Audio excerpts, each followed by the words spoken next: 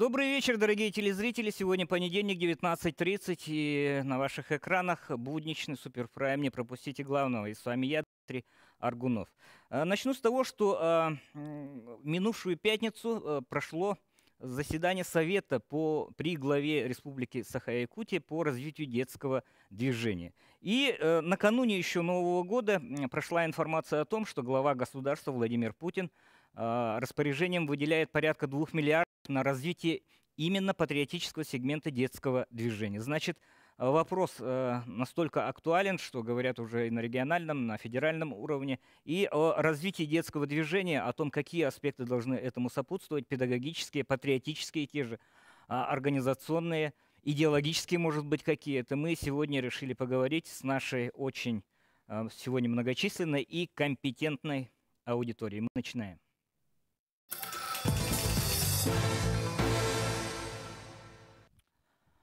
Ну, начать, конечно, хотелось бы все-таки, что там произошло в пятницу у участников того самого заседания Совета.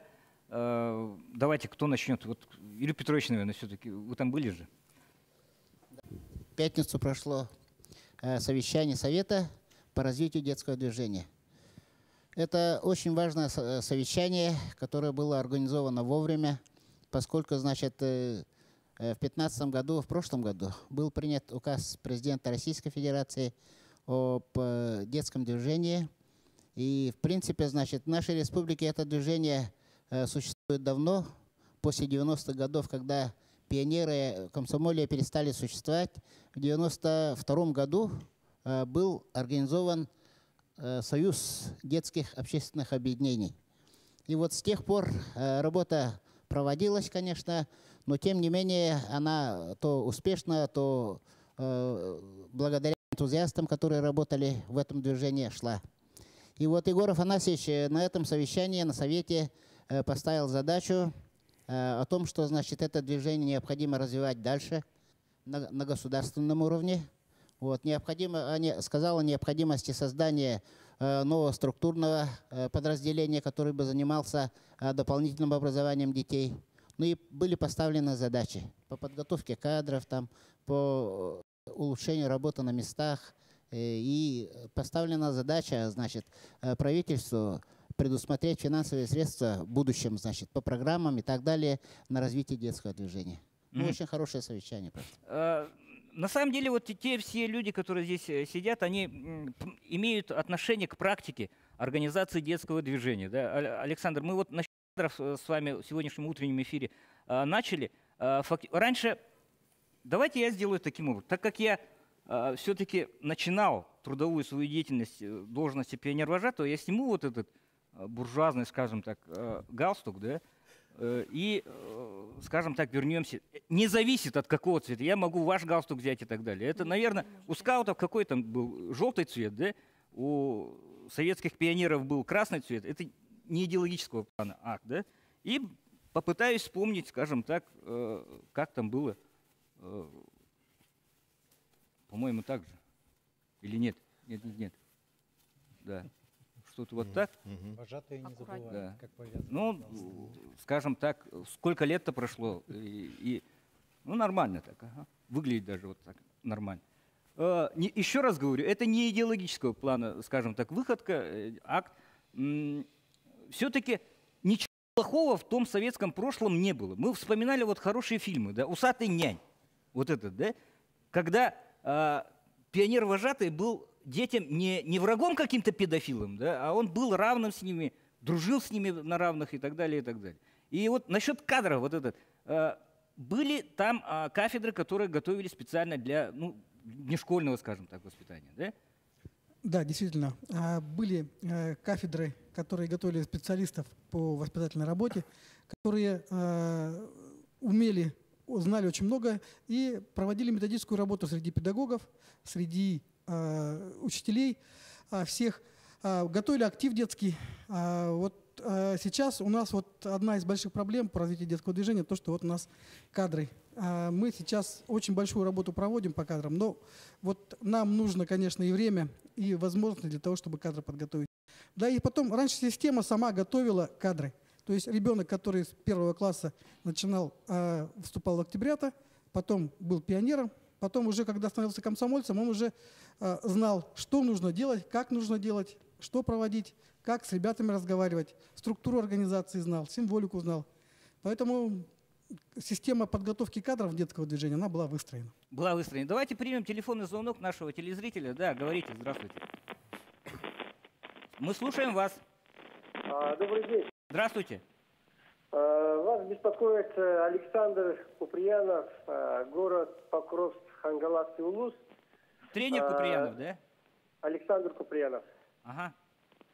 Вот в прошлом году в конференции подняли вопрос о создании республиканского военно-патриотического центра в Хангаласском Улусе на базе Немидюнского аэродрома, где можно было бы детей обучать техническим видам спорта. Уже вот в течение 5 лет Хангаласский Улус проводит очень такой военно-патриотические сборы проводит. Тут Сергей Георгиевич Черных у нас активно участвует. И вот на этих сборах дети в течение 10 дней меняются. Вот этот центр, нам кажется, очень будет эффективным. На сегодняшний день на каком состоянии находится по созданию Республиканского военно-патриотического центра? Давайте, поскольку все-таки звучат речи патриотизм и так далее, Сергей Георгиевич, наверное, ДОСААФ – это ваша стезя, но… Основная задача ДОСААФ – это развитие военной патриотики, военно-патриотическое, гражданско-патриотическое воспитание молодежи. Если подойти ближе к ответу к этому вопросу, действительно, в течение 5 лет на базе Хангаласского района Улуса мы проводим военно-полевые сборы. И вот сейчас прозвучало, когда проводили в ноябре месяце конференцию, попробовать создать и провести республиканские. То есть база, есть опытные педагоги, есть необходимое снаряжение, техника, вооружение. 5 дней мы можем на базе именно Хангаласского района сделать показательные полевые сборы, которые включают в себя проживание в казарме, проживание в полевом лагере, прыжки с парашютом, проведение, сдача нормативов ТО, сдача нормативов меткий стрелок. Мы готовы. Готовы. Будет ли? Я думаю, в этом году будет. Отлично, отлично. Хорошо, что мы ответили на первый же звонок очень доходчиво и четко. Давайте мы вернемся все-таки к организации вот этого детского движения. Вот люди сидят, которые, мы говорим, республика в этом отношении, в том, чтобы поднять уровень организации детского движения и так далее. Впереди опять, не планеты всей, а, скажем так, многих регионов Российской Федерации. Да? Детское движение Джулур у нас организовано более 2 лет тому назад. Он успешно, скажем, успешно ли работает? Вот давайте смотреть, каковы критерии признания успешности детского движения. Геннадий.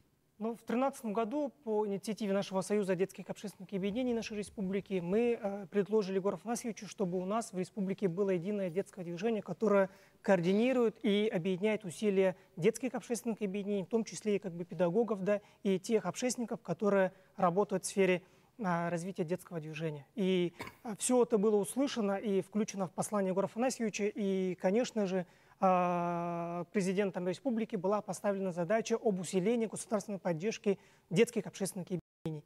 И, конечно, до этого накопилась масса вопросов в части кадровой, по финансовой, да, скажем, организационном плане, содержательном плане и так далее. И с 2013 года по поддержке исполнительных и органам государственной власти была проделана большая работа. Но успешность, потому что мы можем сказать, потому что первоочередные задачи были поставлены, выполнены, и сегодня имеется у нас новая символика детского движения, да, которая называется Джулур. Евгения Анатольевна вам может даже представить, какой у нас галстук, какой значок. Можно показать, что есть у нас буклет, книжки по программам, да, по возрастным группам. Мы разрабатываем программы и, конечно, непосредственно работаем с детскими общественными объединениями. Геннадий, справедливости ради, скажем, когда, может быть, идеологически окрашенный прием пионера, оно у всех на слуху, да? А вот когда заговорят в массовом уровне, давайте наш ребенок с радостью поедет в Джулур-лагерь, допустим, да? Вот тогда, наверное, может быть, будет речь идти об успехе и об чем-то таком святом некоем. Да? Давайте мы пожелания нашего телезрителя примем в нашем прямом эфире. Говорите. Моя фамилия Струтинский Александр Иванович. Я занимаюсь под покровительством ДОСАФ с мотокроссом, техническими видами спорта, с детьми и молодежью. И вот услышав о распоряжении правительства, о финансовой поддержке этого движения, потому что всегда прерогативой ДОСАФ было патриотическое движение развития технических видов спорта, хотелось бы пожелать Сергею Георгиевичу удачи вот в этих планах и помочь ему в освоении этих средств и помощи всем кружкам и движениям, в том числе и Покровску, ну и нам, и так далее, ну и нам, конечно же, в городе Якутске. Отличное пожелание, Сергей Георгиевич. Наверное, наполняет какой-то жизненной, скажем так, энергией.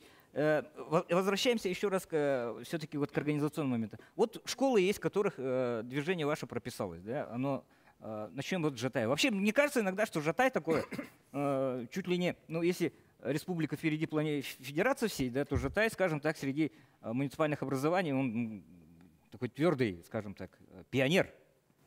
Если образно говорить. Я с вами согласна, да. В нашем поселке есть 3 детских общественных объединения на базе первой школы, на базе второй школы и в центре Росток. Дети занимаются в этих детских общественных объединениях, каждый по своим направлениям. И я думаю, что каждое направление действует достаточно успешно. Ну, у нас еще есть здоровая конкуренция между 2-3 нашими детскими общественными объединениями. Но я думаю, что мы представляем мощную такую силу. Здоровая конкуренция, ну, лишь бы она, скажем так, не выражалась в каких-либо ну, не красящих, скажем так, детское движение формах, типа там пойдем выясним отношения. Будем надеяться, что этого не будет. Будем очень надеяться, что и педагогический состав, и самые главные организаторы вот этих общественных объединений, они будут здраво, твердо и очень цепко следить за всеми. Детское проявление, вернее, выброс детской энергии нужно контролировать и держать в определенном русле. Вы согласны? Я согласна, да. Ну, для этого у нас есть программы, которые есть в детском общественном объединении, потому что каждая работает по своему направлению. Наше детское общественное объединение в основном работает по направлению «Я наследник земли Аланхо». Поскольку наша школа носит имя Дениса Хрисанфовича Скрябина, и наша была задача увековечить память первого директора первой школы в поселке Жатай. И нужно было найти какие-то способы и средства это сделать, привлечь к вот, сохранению этой памяти. Ну и вот мы решили, что это детское общественное объединение. И вот через детское общественное объединение у нас это получается. Ну, Евгения Анатольевна, не все же дети хотят, мечтают стать педагогами и видят светили, скажем так, педагогики, да, нашей республики, какой-то пример для подражания. Вдруг кто-то хочет стать там, не знаю, стрелком тем же. Есть такая, да, есть такая. Дело в том, что есть, конечно, вот универсальный пример, универсальный, скажем так, такой мотиватор, он возможен для разработки?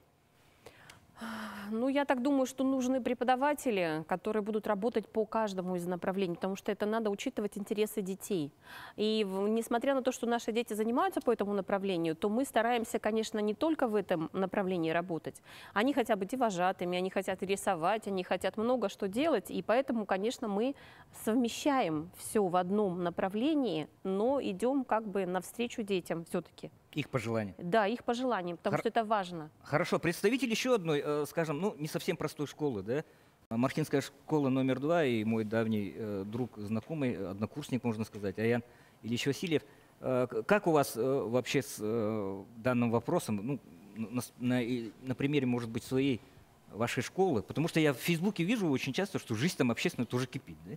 Ну, жизнь, безусловно, кипит, конечно, но сказать о наличии отдельной общественной организации пока не приходится. Ну вот, я знаю, что юный горожанин в городе существует 15 лет уже, как, да?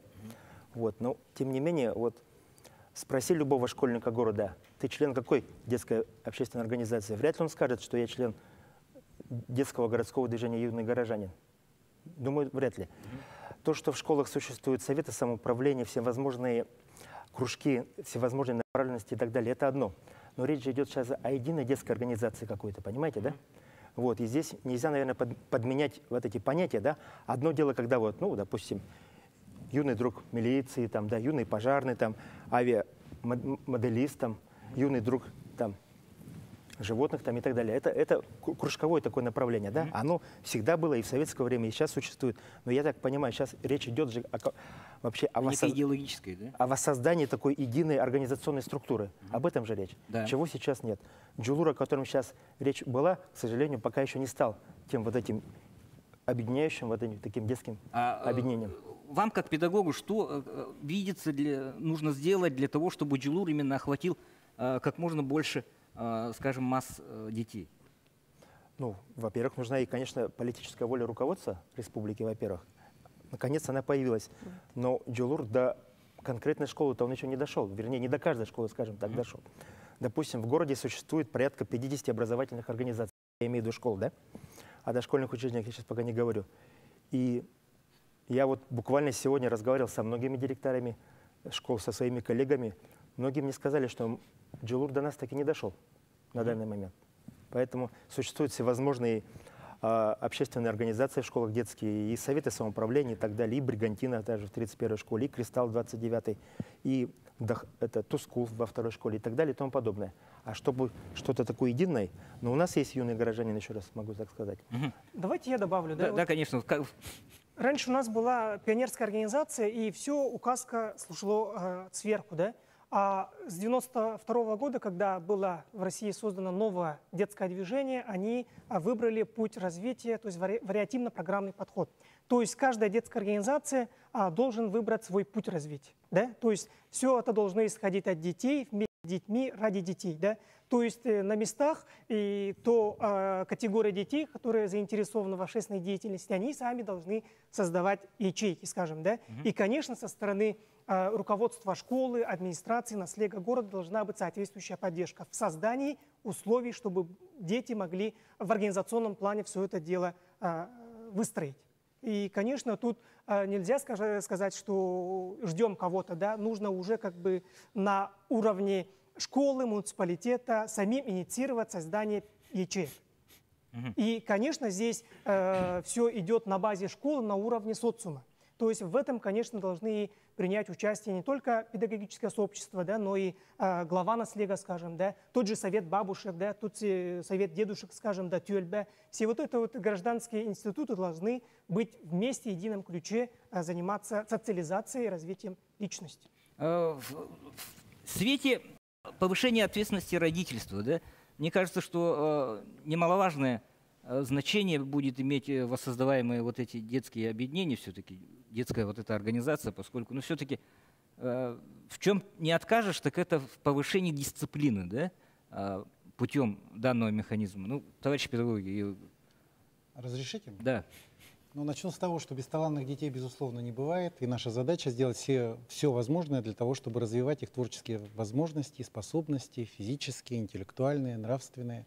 И не соглашусь с коллегой в той части, что речь не идет как о таковой организации, куда мы загнали, где узко одно взято направление. Ведь действующее единое детское движение – это инициатива самих детей. Не союза даже, а самих детей, которые проявили инициативу, и дай бог ее поддержал глава республики. И в 2013 году мы провели то, о чем уже было сказано, учредительный слет на базе нашего замечательного центра отдыха и оздоровления детей «Сосновый Бор». На сегодняшний день в республике это детское движение охватывает 759 различных детских общественных организаций разной направленности. Не сужаемся на одно конкретно взятое направление. И физики, и лирики, и экологи, и спортсмены – кто угодно могут входить в это детское движение и входят в него. И поэтому в своем послании Егор Афанасьевич, которое было адресовано Государственному собранию Ултумен, сакцентировал внимание на указ президента Российской Федерации и сказал, что мы в этой части уже имеем определенное продвижение по данному направлению. По подготовке педагогов, Александр Дмитриевич, вы вопрос задали. Давайте мы сейчас вернемся к вашему ответу буквально сразу после рекламной паузы, которая неминуема, как, не знаю, как завтрак на канале НВК Саха. Реклама. Прямо сейчас.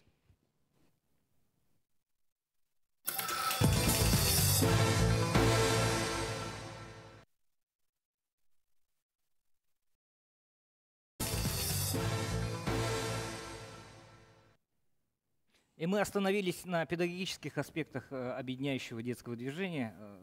Товарищ первый заместитель министра образования продолжит.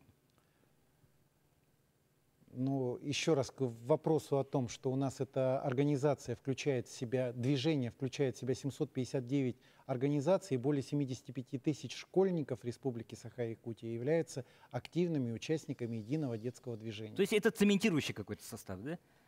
Тех многих, скажем так, калейдоскопов вот этих детских объединений, которые действуют на территории республики. Да. Можно так сказать. Можно да? так сказать. Но речь-то, когда и Владимир Владимирович, и Егор Афанасьевич говорит о детском движении, наверное, все-таки примеры берутся либо из советского прошлого, из Всесоюзной пионерской организации, да, либо из скаутского движения, которые, ну, они унифицированы, они четкая иерархия, там, больше такая дисциплина, чуть ли не полувоенная такая, да. Все-таки, наверное, не такая вот горсть, скажем, ярких каких-то детских объединений, а все-таки монолитное такое крепкое. Не совсем соглашусь или совсем не соглашусь, потому что в том же указе прописано, значит, создание общественных объединений по интересам. То есть в самом нормативно-правовом акте президента Российской Федерации указывается альтернатива. То есть нет такого жесткого загнать в определенные рамки. То есть должна быть альтернатива, возможность выбора самим ребенком. Попробовать себя в чем-то, где-то, в какой-то организации, в каком-то направлении, а может быть сразу в нескольких, что зачастую происходит. И да, молодежные семейные Дмитрий, уважаемые телезрители, добрый день. Хотел бы дополнить и уважаемого Эдуарда Владимировича и всех единомышленников, коллег. Да, действительно, у нас в рядах, скажем, детского движения более 75 тысяч человек, это само собой разумеется. И хотелось бы отметить, что на уровне страны вопрос поднят, приоритет поставлен. Но также хотелось бы подчеркнуть, что в принципе на уровне республики у нас приоритет поставлен давно.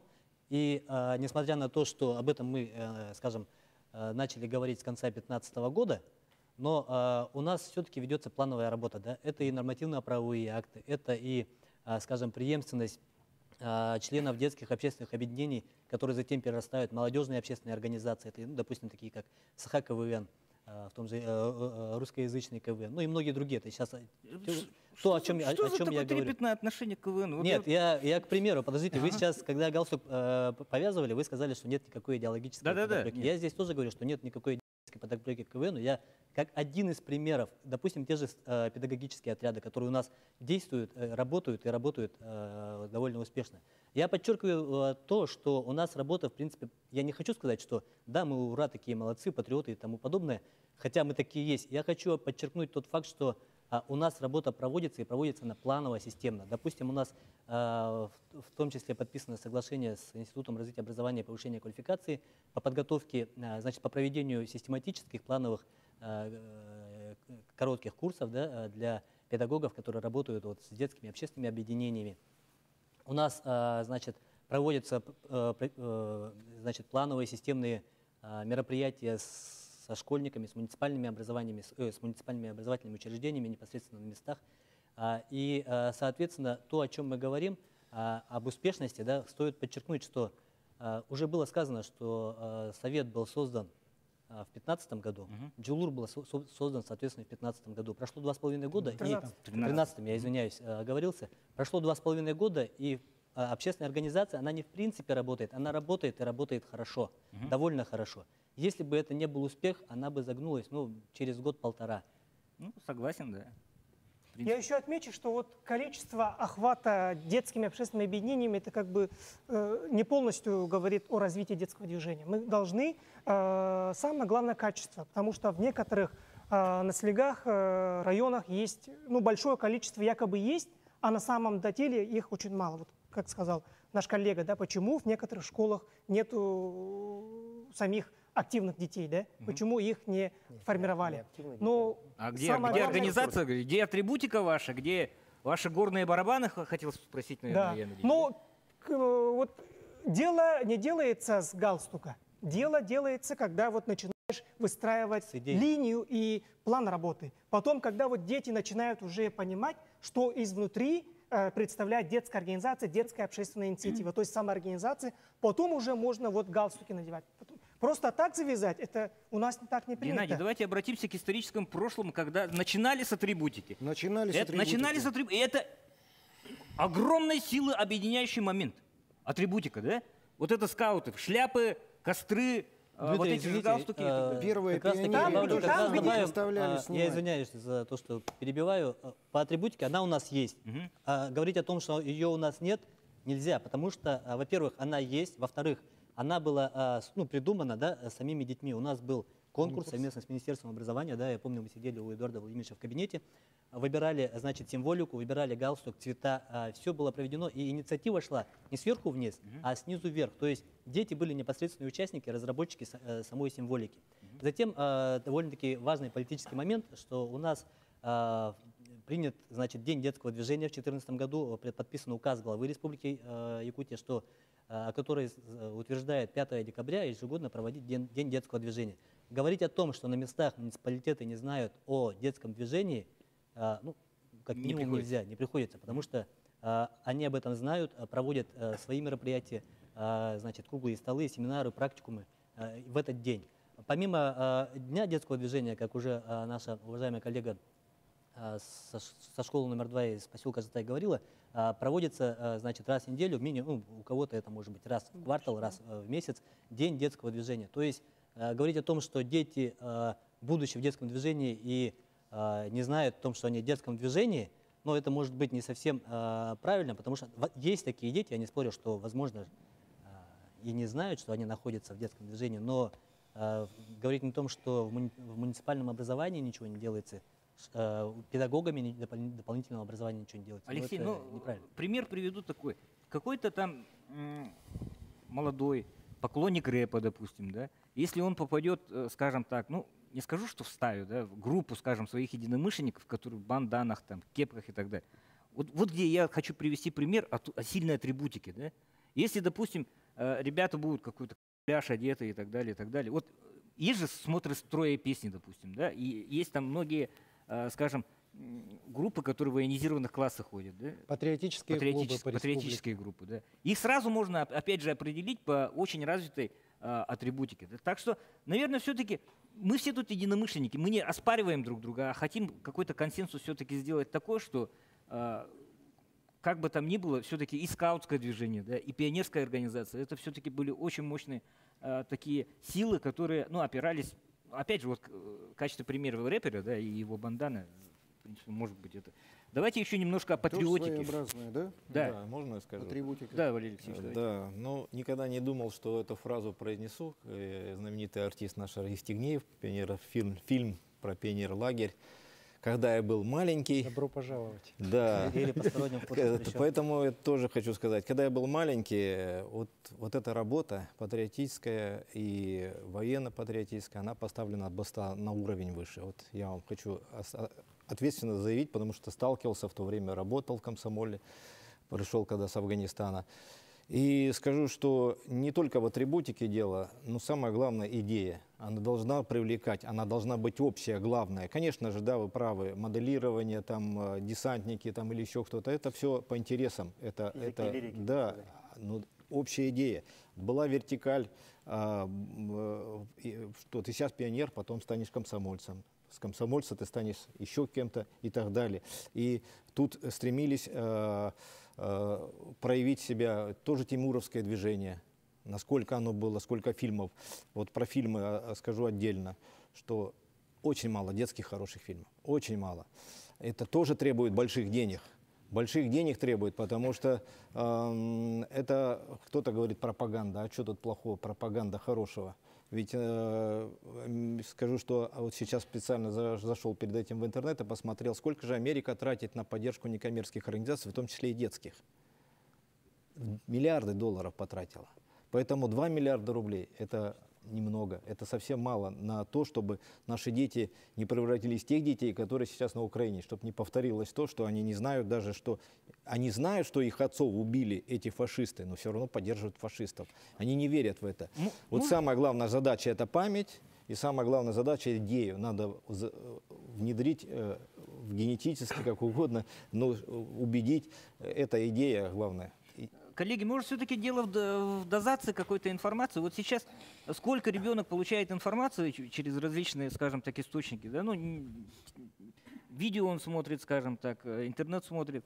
Я не говорю, что интернет зло, да, но В наше-то время, когда мы все были, скажем так, маленькие, когда я был маленький, да, как уподоблюсь Валерию Алексеевичу, деревья были выше, и все-таки вот те фильмы, которые мы смотрели по программе, да, Гарри Ляхкина, фильмы про войну, да, «Я Хортица», допустим, там, или «Отряд Трубачева сражается», мы их специально подчеркивали, да, когда более-менее поинтереснее вещи шли по телевизионной программе. Да, подражали. Или «В гостях у сказки». Ну, какая там нравится? Кому-то сказка нравится, кому, скажем так, про войну нравится, про то, как отряд Васька Трубачева сражался. Да?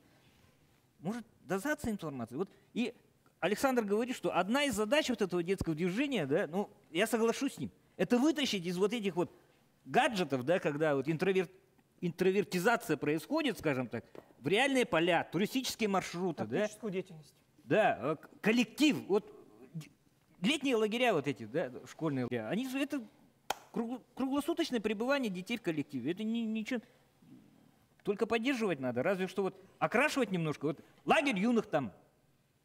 Да даже спасателей. Юных спасателей, да, поваров. Союз спас.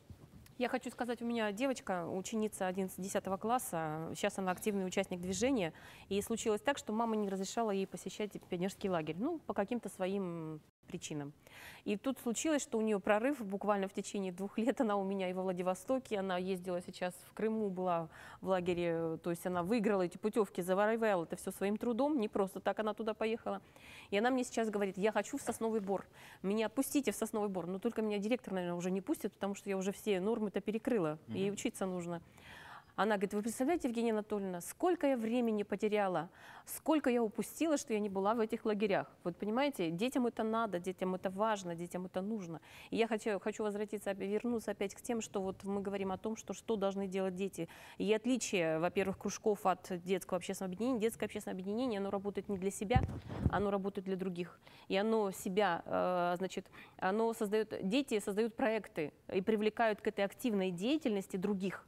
Конечно, это трудно, не всем это сложно, не всем дается это. Но сейчас уже, понимаете, вот поскольку мы сейчас в детском общественном объединении уже не 1-й год, мои дети, что я хочу сказать о них, качество выросло. Вот мы раньше принимали участие в фестивале детского общественного объединения, мы говорили, что мы что-то делаем, и это называется детское общественное объединение. Сейчас это совершенно другой качественный уровень. Мои дети, они четко знают, они знают программу, они знают символику, они знают, как это правильно носить надо, они знают направление, они знают, в каком направлении они работают. Мало того, они создают сейчас программы. Мы сейчас создаем программы, и вот у меня сейчас конкурс идет, и мы хотим участвовать в конкурсе «Лидер». Пожалуйста, участвуйте, вы создаете свои проекты. И то есть они, вот, понимаете, это ведь сложно. Вы попробуйте создать проект за 2 дня, еще, допустим, зная, что там в этом проекте вы участвуете, принимаете активное участие. То есть это очень сложно для ребенка, но он хочет, он знает и он принимает участие в этом. Принимает свои решения. Вот можно обращение сделать? Да? Вот те, кто смотрит телевизор, хочу обратиться, что если вы хотите на местах организовать деятельность детских организаций, загляните в Житайскую школу. Как у них правильно, да, вот то, что мы сделали, вот рекомендательные материалы, сохраняя преемственность детских организаций. То есть мы в деятельность должны привлекать с 8 лет. Начальное звено, средний и старший класс. Вот тут прописано, и по программе вот. То есть опыт есть, смело обращайтесь. Да? Обращайтесь, подскажут, покажут. Постараемся, чем не все у нас прям так прекрасно. Якутске, но кто форпост движения Джулур? Какая школа? Много. 31-я, пожалуй, да? 31-я у нас, 31. Не видел, что ребята с 31-й школы все счастливы ходили в этих 26-я галстуках? школа. Ну, там у них есть символика своя. Там бригантина. Кроме того, есть символика вот единого детского движения, когда вот у нас идут мероприятия единого детского движения, ребята из 31-й школы в том числе одевают и общую символику. 6-я школа вот очень хорошо включилась. 20 числа будет семинар для городских координаторов детского движения по организации деятельности детских организаций. Вы понимаете, мы «Орбита», у нас детское общественное объединение «Орбита», но мы действуем под эгидой единого детского движения. Как участники движения. Как участники движения, да. Хорошо, что формы могут быть разные, но цель одна. Плюрализм, вот как на заре перестройки говорили, да, одно из любимых слов товарищей руководителей тех времен, отмалчивается товарищ Артур у нас. Мы говорим об атрибутике, мы говорим о патриотизме, объединяющая все вот эти кадетская школа, да, и педагогический состав. Артур работает в педагогическом коллективе кадетская школа, один из лучших педагогов России. Вот ваше мнение все-таки, поскольку у вас специфическая школа. Да, школа у нас специфическая, но я послушал коллег, у меня мысли какие кое-какие появились, но если по атрибутике, да, скажем, то я думаю, что атрибутика — это выражение какой-то идеи или проявление какой-то идеи. И общественные детские организации на данном моменте, может быть, не имеют какой-то единой идеи, может быть, которая могла бы объединить.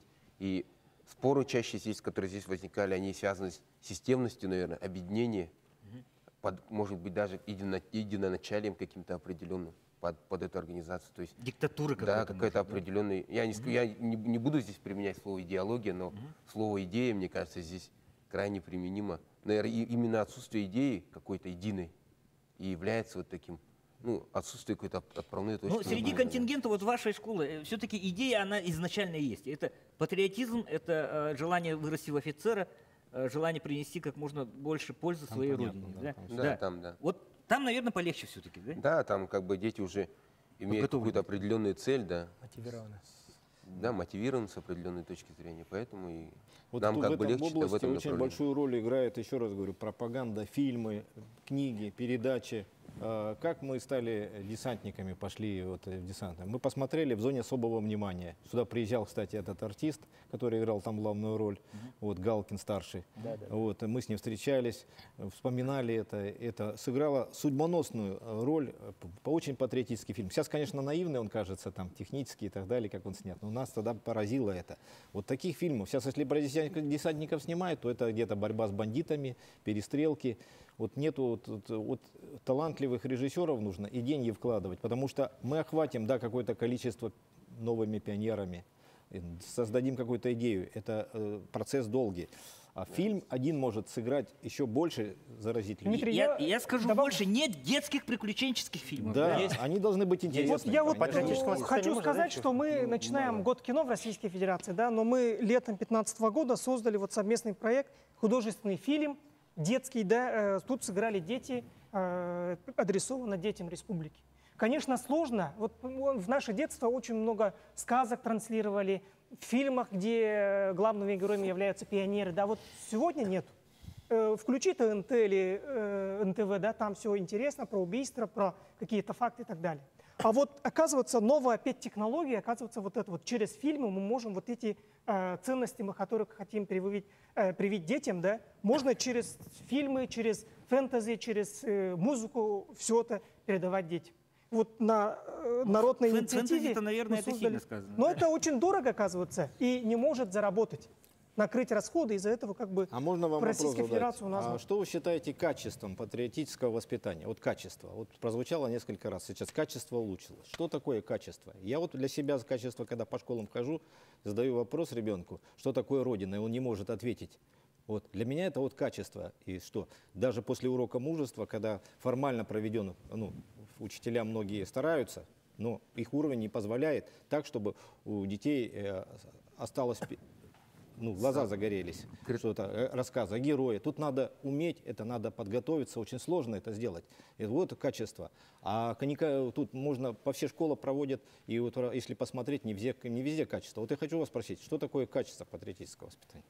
Воспитание чем-то вот определить невозможно, да, то есть воспитание, оно идет как бы протяжении жизни, да, нужно воспитывать ребенка, нужно воспитывать молодого специалиста, нужно воспитывать молодую маму, молодую папу и так далее, да, поэтому... Ну это уже дискуссия у нас пошла по воспитанию. Вот измерить чем-то невозможно. Ну, я так думаю, мне кажется, можно единственное, можно сказать о том, я, может, добавлю, я хочу сказать, что мне кажется, вот вы сказали о том, что отношение самого ребенка после того, когда он был на этом классном части, когда он побывал где-то, да, вот если он запомнил и он захотел дальше что-то делать, например, да, мои дети сопереживают. Вот нам посчастливилось в этом году, нас пригласили на родину, не на родину, извините, а на место захоронения Дениса Хрисантовича Скрябина. Мы побывали на озеро Ильмень. И вот дело в том, что дети, когда они поняли, когда они вот побывали там, когда коллеги, давайте мы сейчас по качеству, патриотизм через качество воспитания, мы буквально сразу после рекламы, опять же, нас перебивает. Дело такое.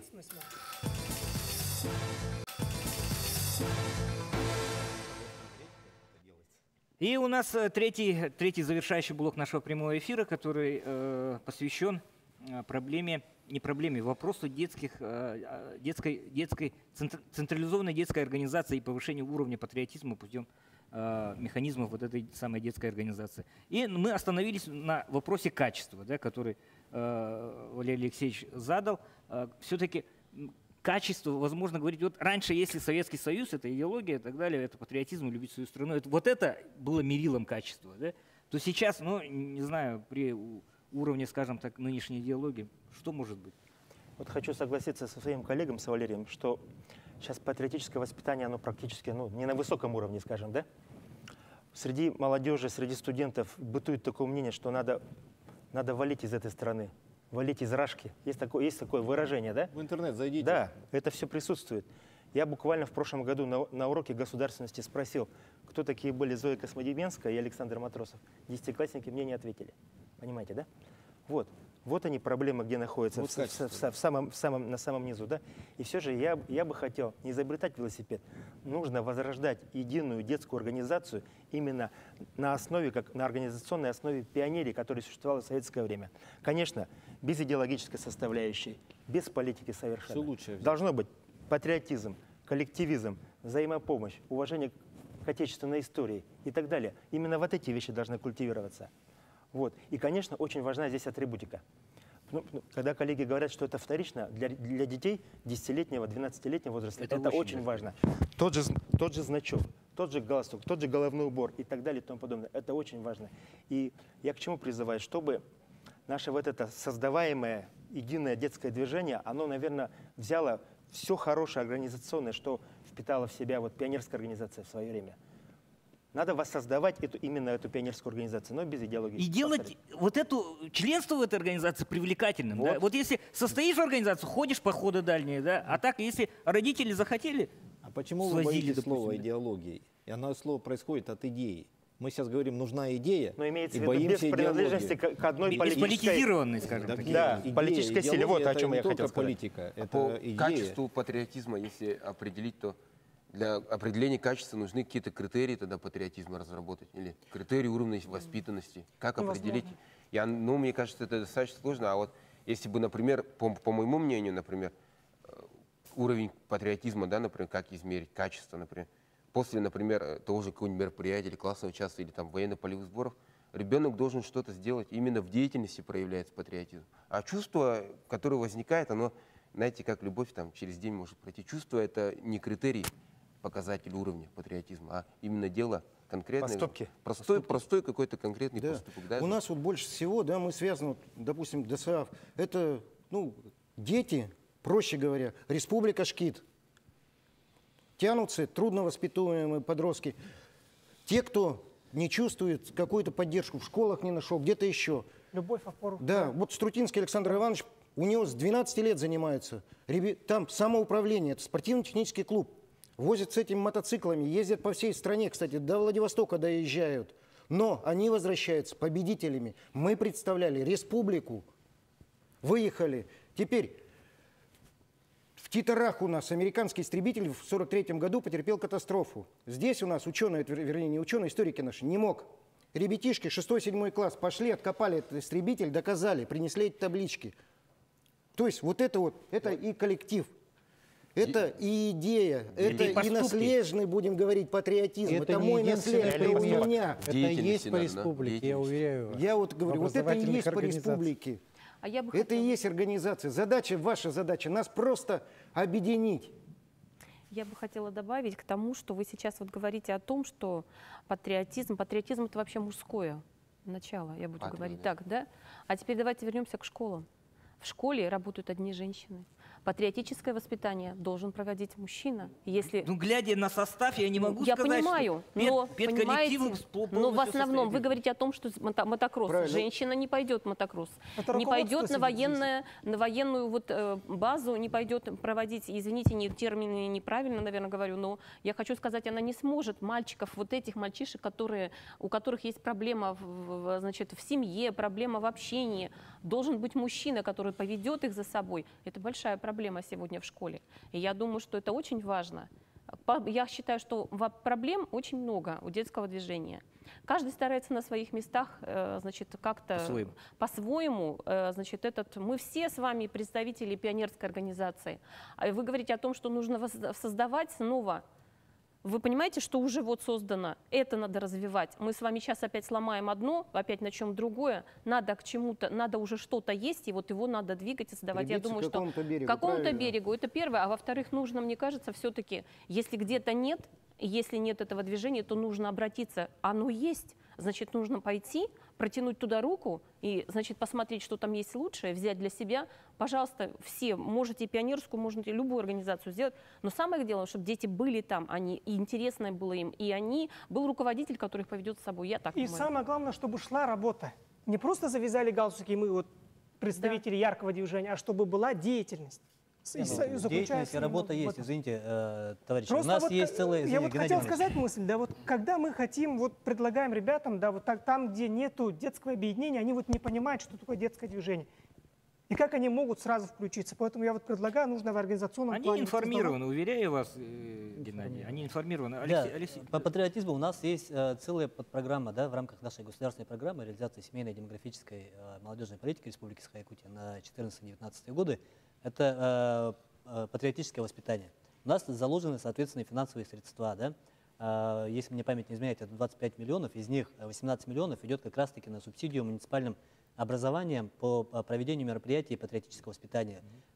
Принято постановление правительства, которое как раз-таки четко определяет, по каким направлениям можно тратить вот эти вот субсидированные финансовые средства. И вот что касается, вот сегодня очень много говорили про технические виды спорта. Министерство спорта в том числе поддерживает, скажем, развивает и поддерживает технические виды спорта. Там тоже заложены свои финансовые средства. И говорить о том, что да, есть проблема в школе, да, действительно мало мужчин в школах, но у нас есть мужчины и вне школы. То есть школа — это одно, а детское движение, патриотическое воспитание — это еще и также работа вне школы, вне социума. У нас, конечно, извините, Дмитрий, у нас большое, конечно, влияние, большую роль играет наше Министерство образования и образовательные учреждения, подведомственное Министерство образования. Но также нам всегда идут навстречу учреждения Министерства спорта. Мы сейчас работаем над тем, чтобы привлечь к этой работе и учреждения Министерства культуры, ну и многих других социальных объектов, которые есть в каждом муниципальном образовании. То есть работа, она ведется. Мы сейчас, вот не знаю, как-то обсуждаем... Никто этого не оспаривает, Алексей. И не надо посыпать голову пеплом и говорить про кадровый состав, что ностальгируем по социалистическому прошлому, но уверяю вас, что по половому признаку существенных изменений нет. Более того, работа проведена... То есть усатые няни, это реальность, да? По повышению статуса педагога, по повышению заработной платы в рамках реализации майских указов колоссальная работа проведена, и работа педагогов является привлекательной. И одна инициатива, что в рамках гражданского форума, который прошел в рамках елки главы традиционной, у нас инициатива, которая поддержана Егором Афанасьевичем, высказана нашими ребятишками о создании детского городка. Работаем мы над этим проектом, поддержка правительства в этой части имеет место быть, и то, что техническое направление надо развивать, и много было сказано о патриотическом воспитании, мы этим вопросом будем дальше заниматься. Юрий Петрович, давайте ваше мнение. Ну, я хочу сказать, что действительно вот единое детское движение, оно существует, работает, но хочу сказать, что наша задача, да, вот организаторов в лице Министерства молодежи, которое занимается организационными вопросами, в лице вот Министерства образования, которое имеет штаты, которые непосредственно в школах работают, проводится большая работа для детей. Но задача единого детского движения — объединить все это в одно движение, вот, в одну задачу и так далее. Вот, я на совещании у главы говорил о том, что вот, допустим, на уровне республики у нас в плане организации, конечно, работа проводится больше, чем на местах. Вот сейчас вторая Махинская школа вот говорит, что у них особо это не чувствуется и так далее, что не организовано. Вот действительно такие точки есть. Наша задача, значит, в будущем, чтобы дойти до каждой школы, до каждого школьника, вот те вот желания детей разбудить и так далее. Дети хотят очень многого, действительно. А мы должны, взрослые, все это организовать. Они сами все это организовать не смогут без нашей помощи. Конечно. Поэтому наша задача вот помочь детям, чтобы они стали активнее, вот участвовали во всех этих проводимых мероприятиях, и от этого была польза реальная. Буквально пару слов тоже в завершение. Главное, я считаю, что вот качество этого движения будет, это желание детей вступить в эту организацию. Я сейчас вспомнил, что тех, кого не принимали с октября в пионеры, они плакали, они рыдали. Вот это вот одно из качеств, что должны стремиться в эту организацию. Отлично, отлично. И буквально в этом море мнений, которые сегодня 10 участников, 10 мнений различного плана, мы должны узреть все-таки ту самую истину, которая должна лечь в основу организации с учетом всех новых реалий Объединенного детского движения республики. Спасибо всем участникам, что пришли. Вот эта запись, она сохранится, она будет какой-то как бы программной вехой. Мы будем смотреть и черпать что-то для дальнейшего развития вот этого самого детского движения. До встречи.